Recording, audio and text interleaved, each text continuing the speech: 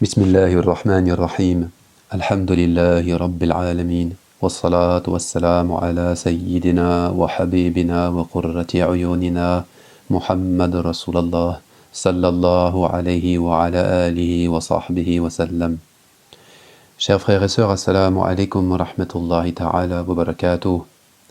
قال الله سبحانه وتعالى في كتابه الكريم هو الذي أنزل عليك الكتاب منه آيات محكمات هن أم الكتاب وأخر متشابهات فأما الذين في قلوبهم زيغ فيتبعون ما تشابه منه ابتغاء الفتنة وابتغاء تأويله وما يعلم تأويله إلا الله والراسخون في العلم يقولون آمنا به كل من عند ربنا وما يذكر إلا أولو الألباب ربنا لا تزغ قلوبنا بعد إذ هديتنا وهب لنا من لدنك رحمة إنك أنت الوهاب صدق الله العظيم. Allah dit dans sa parole révélée: C'est lui qui a fait descendre sur toi le livre. Certains de ces versets sont clairs et constituent les fondements du livre. D'autres versets peuvent prêter à des interprétations diverses. Ceux dont le cœur n'est pas droit s'attachent aux versets équivoques ou à équivoques pour semer le trouble et pour rechercher des interprétations tendancieuses, alors que seul Allah connaît leur interprétation. Quant à ceux qui sont enracinés dans la science, ils se contentent de dire « Nous y ajoutons foi, nous y croyons, tout provient de notre Seigneur ». Et seuls ceux qui sont doués d'intelligence profonde s'en rappellent.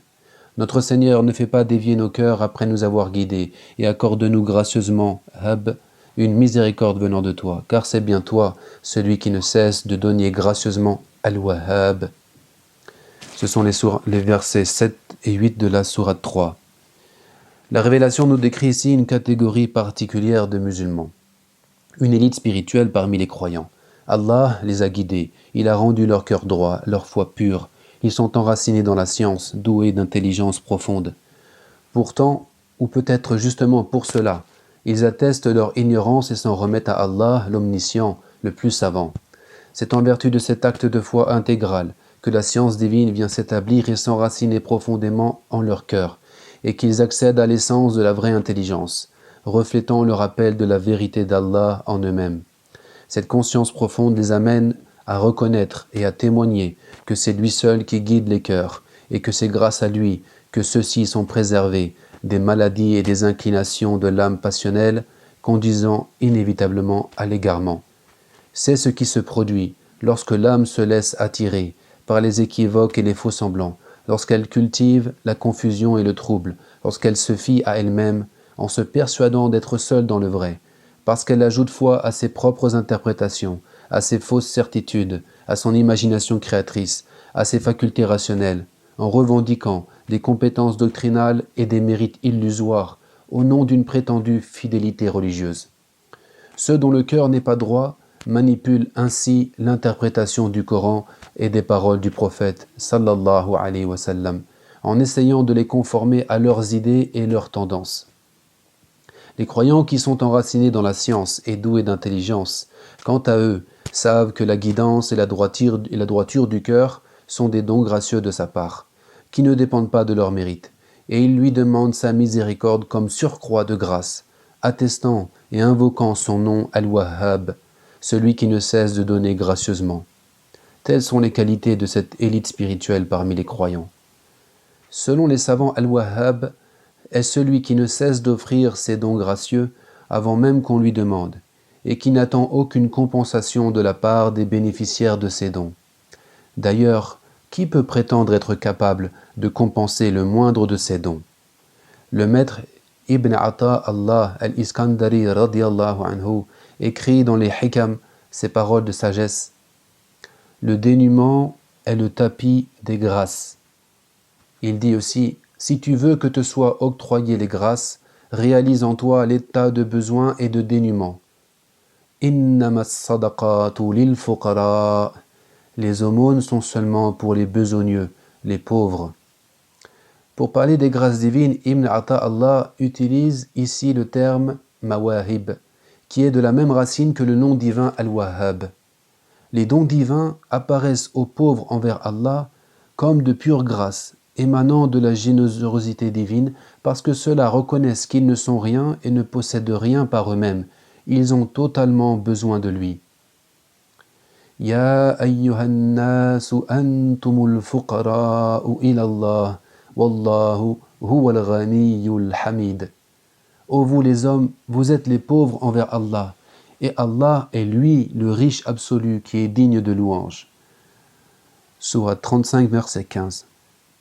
Allah est Al-Ghani, l'absolu, indépendant des mondes, qui se passe de tout et dont rien ne peut se passer. Mais il est aussi le généreux absolu, Al-Wahhab, celui qui ne cesse de dispenser ses dons gracieux. Il donne l'existence et il donne les moyens de subsistance. Il guide ses serviteurs et il leur accorde ses grâces. Ibn Ata'Allah dit encore à ce sujet: aucune demande n'est plus forte que la conscience de ton urgent besoin d'Allah, et rien ne te procurera les grâces, al-mawahib, plus rapidement que l'humilité et le sentiment de ton indigence à l'égard d'Allah. Le Coran évoque cette station spirituelle imminente, notamment à travers le récit sur le prophète Moussa alayhi salam, qui avait aidé les deux filles du prophète Shu'aib alayhi salam à abreuver leurs troupeaux au point d'eau de Madian. Voici ce que nous dit le Coran. فَسَقَى لَهُمَا ثُمَّ تَوَلَّى إِلَى الظِّلِّ فَقَالَ رَبِّ إِنِّي لِمَا أَنزَلْتَ إِلَيَّ مِنْ خَيْرٍ فَقِيرٌ. Il abreuva pour elle, puis retourna à l'ombre et dit: Seigneur, j'ai grand besoin, faqir, du bien que tu fais descendre vers moi. Sourate 28, verset 24. Ce verset semble faire allusion à la source de vie spirituelle, où vient s'abreuver l'aspirant assoiffé de la connaissance de son Seigneur. Puis la station de la confiance et de la soumission dans la certitude et quiétude du cœur se reposant à l'ombre de la générosité divine qui ne cesse de déverser grâce et bienfaits sur ses créatures. La réalisation du dénuement marque le retour à l'origine même de la création, à propos de laquelle un maître spirituel a affirmé « Biljudi zahara al-wujud » c'est grâce à la générosité divine qu'est apparue l'existence. Enseignement qui a été reformulé par un autre maître en ces termes « Laoula al-judu la makan al-wujud » Sans la générosité divine, il n'y aurait pas eu d'existence. Ce jeu de mots et de sonorités typiques de la langue arabe dévoile la réalité de l'être divin et le sens de l'existence comme acte de pure générosité divine, al-Joud, qui manifeste le nom d'Allah, al-Jawad. Ce nom divin, qui n'apparaît pas comme tel dans le Coran, a été mentionné par le prophète sallallahu alayhi wa sallam dans ce hadith « Inna Allah jawadun yuhibbul jud wa yuhibbu ma'ali al-akhlaq wa yabghidu sabsafaha » En vérité, Allah est un très généreux donateur, Jawad, qui aime donner généreusement, Joud. Il aime les hautes vertus et déteste les comportements futiles. Les hautes vertus sont celles qui s'inspirent des qualités sublimes d'Allah, dont la qualité d'Al-Jawad et d'Al-Wahhab, selon le modèle parfait du prophète Muhammad sallallahu alayhi wa sallam, à propos duquel le compagnon Abdallah ibn Abbas radiyallahu anhuma disait كان النبي صلى الله عليه وسلم أجود الناس. Le prophète était le plus généreux, ajwad, le plus généreux des hommes. Et sa générosité augmentait d'autant plus durant le mois de Ramadan lorsque Jibril alayhi salam le rencontrait. Jibril venait le voir chaque nuit de Ramadan pour réviser avec lui le Coran. Ainsi, lorsque le prophète rencontrait Jibril, il était encore plus généreux que le vent qui amène la pluie. Hadith rapporté par Al-Bukhari et Muslim. Les bienfaits produits par le vent amenant la pluie sont incommensurables et innombrables. C'est dire l'ampleur et la qualité de la générosité prophétique. Sallallahu alayhi wa sallam. Le sens du nom Al-Jawad est très proche du nom Al-Wahhab. C'est la raison pour laquelle l'imam Al-Ghazali radiyallahu anhu explique ensemble ces deux noms divins dans son commentaire sur les plus beaux noms d'Allah. Voici ce qu'il écrit à ce sujet. On appelle hiba le don gracieux fait sans exiger de compensation et sans motivation apparente. Celui qui offre quantité de dons gracieux est appelé Wahhab et Jawad. Seul Allah peut donner gratuitement. C'est lui qui donne à chacun ce dont il a besoin, et il ne le fait ni en vue d'une contrepartie, ni dans un but immédiat ou à venir. Fin de citation. Allah est donc Al-Wahhab, Al-Jawad au sens absolu. Lui seul mérite d'être nommé ainsi. Quant à celui, poursuit l'imam Al-Ghazali, qui donne dans un but immédiat ou à venir, que ce soit pour obtenir des éloges, des compliments, de l'affection, pour éviter les critiques ou pour acquérir mérite et renom, son attitude s'apparente tout simplement à une transaction. Puisque c'est en vue de recevoir une contrepartie qu'il donne, il n'est ni Wahhab ni Jawad. On comprend par là que les biens matériels ou consommables ne sont pas les seules formes de contrepartie possibles. Tout ce que l'on vise à obtenir par le biais d'un don peut être considéré comme une sorte de contrepartie. Faire preuve de générosité et donner afin d'être honoré ou félicité, ou pour ne pas être blâmé, est donc aussi une forme de transaction. Le vrai Jawad, en fin de compte, c'est celui qui dispense les bienfaits dans le seul intérêt de leurs bénéficiaires, sans viser aucun autre objectif derrière. On ne peut pas concevoir, dit l'imam Al-Ghazali, que l'être humain puisse faire preuve d'une telle générosité, car il vise toujours quelque chose à travers ses agissements. Néanmoins, celui qui donne tout ce qu'il a, jusqu'à sa vie même, par désir de contempler la wajh d'Allah, la face d'Allah uniquement, et non pour parvenir aux joies du paradis, ni pour échapper au châtiment de l'enfer, ni en vue d'une jouissance immédiate ou à venir parmi les jouissances de la nature humaine, celui-là mérite d'être appelé Wahhab Jawad. Celui qui donne généreusement tout ce qu'il possède, sincèrement, li wajhillah, pour la face d'Allah, et rien d'autre, il aspire lui aussi à un bonheur immédiat ou à venir. Le bonheur qu'il cherche n'est autre qu'Allah lui-même. Son bonheur réside dans la satisfaction d'Allah, dans sa rencontre, dans sa proximité. Voilà la félicité suprême que l'homme peut acquérir par ses actes volontaires. Comparé à un tel bonheur, tous les autres bonheurs semblent méprisables. Fin de citation.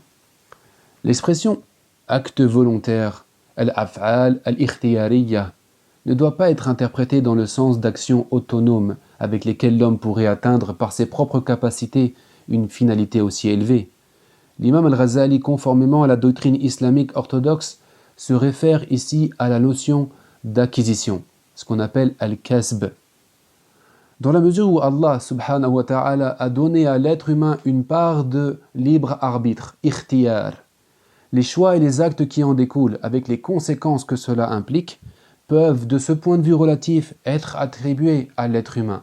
Cependant, rien ne saurait exister en dehors de la volonté d'Allah et de sa toute-puissance. C'est lui qui crée les créatures, qui crée leurs capacités et qui crée leurs actes. Allah est le seul agent dans l'absolu. Ibn Ata'Allah dit « Ne demande pas de compensation pour ton acte, car tu n'en es pas l'auteur. Il doit te suffire comme récompense que lui, Allah, l'agrée, cet acte. » L'homme qui aspire sincèrement à la contemplation d'Allah doit renoncer à toute autre finalité. Il doit lutter et purifier son âme de tous les désirs mondains, soumettre son libre arbitre à la volonté supérieure d'Allah, dans l'espoir d'être agréé par lui et d'être illuminé par la lumière de la face d'Allah Azza wa Jalla. Certains décrivent cette station comme celle de l'extinction dans la contemplation, al-fana fil mushahada. Dans ces conditions, celui qui reconnaît son état d'indigence ontologique et de dépendance totale à l'égard de l'absolu, sait que ses actes et même la sincérité sont de pure grâce divine, qui exigent de sa part gratitude et louange. Ibn Ata'Allah dit encore « Comment demanderais-tu une compensation pour un acte dont il t'a gracieusement fait don? Ou comment demanderais-tu une récompense pour la sincérité avec laquelle, par sa faveur, tu l'as accompli ?» Certains se demanderont alors peut-être, poursuit l'imam al-Ghazali, ce qu'il faut entendre lorsque l'on dit que le connaissant par Allah, al-arif billah, al-arif billah adore Allah pour Allah, non en vue d'un bonheur derrière cela. Si l'action de l'homme vise nécessairement une certaine forme de bonheur, alors quelle est la différence entre le fait d'adorer Allah pour Allah exclusivement et le fait de l'adorer en vue d'obtenir tel ou tel bonheur? L'imam al-Ghazali répond, qui dit bonheur dit généralement motivation, mais celui qui a pour unique finalité Allah, Azza wa Jalla, on dit qu'il s'est dépouillé de toutes les sortes de motivations. Celui qui adore Allah en vue du paradis, c'est comme s'il prenait Allah comme un moyen intermédiaire pour trouver ce qu'il cherche. Dans ce cas, ce n'est pas Allah, mais le paradis qui est sa finalité ultime. Celui-là se passerait volontiers d'un moyen intermédiaire s'il pouvait atteindre son but sans intermédiaire. Si celui qui adore Allah en vue du paradis avait pu obtenir le paradis sans adorer Allah, alors il n'aurait pas adoré Allah. Ce qu'il cherche, vise et aime, c'est donc le paradis, rien d'autre. Mais celui qui ne cherche et n'aime rien d'autre qu'Allah, celui dont le seul bonheur est de le rencontrer, de se rapprocher de lui, de faire partie de ceux qu'il a élus pour demeurer éternellement en sa présence, celui-là on peut dire qu'il adore Allah pour Allah. On ne peut aspirer à cette joie suprême qui réside dans la rencontre d'Allah, sa connaissance, sa proximité et sa contemplation, si on n'y croit pas vraiment. Qui n'en éprouve pas le désir ardent ne peut poursuivre un tel but. Celui-ci ressemble par l'adoration qu'il pratique à un mauvais employé qui ne travaille que pour gagner son salaire. La plupart des hommes, dit Al-Ghazali, n'ont pas savouré cette joie suprême et n'en ont aucune connaissance. Ils ne comprennent pas quelle joie réside dans la contemplation de la face d'Allah. Leur profession de foi à ce sujet est purement verbale. Ils y croient, mais simplement avec leur langue. Au fond d'eux-mêmes, ils ne croient et ne tendent, la plupart du temps, qu'au plaisir de la rencontre avec les houris du paradis, aux grands yeux noirs. Comprends donc cela, dit l'imam al-Ghazali. ربنا لا تزغ قلوبنا بعد إذ هديتنا وهب لنا من لدنك رحمة إنك أنت الوهاب سبحانك اللهم وبحمدك نشهد أن لا إله إلا أنت نستغفرك ونتوب إليك والحمد لله رب العالمين والسلام عليكم ورحمة الله وبركاته